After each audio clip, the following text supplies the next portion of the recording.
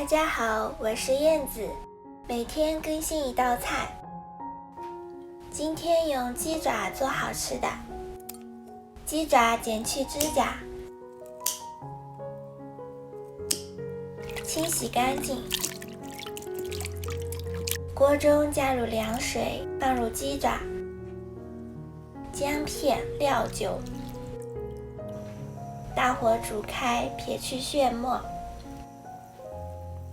一定要撇干净，后面我们汤还要留着。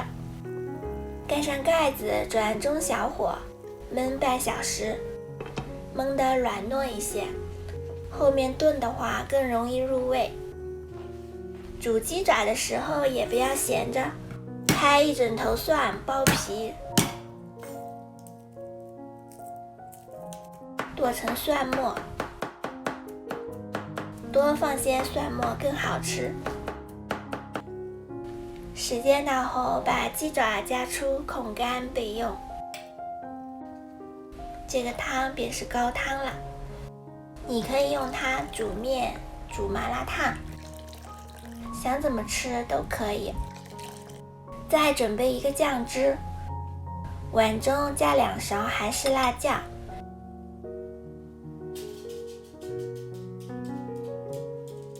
，2勺番茄酱，2大勺高汤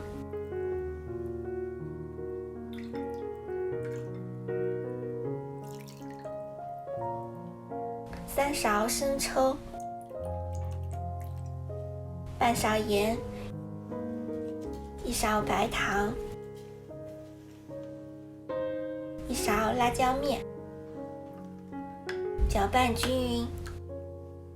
炒锅预热，加油，补纯热，下蒜末炒香，倒入鸡爪翻炒，再倒入酱汁，翻炒均匀。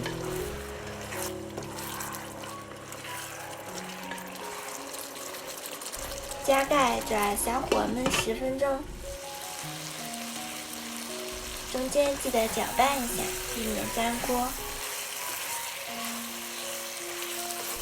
最后炖至鸡爪均匀包裹酱汁即可出锅。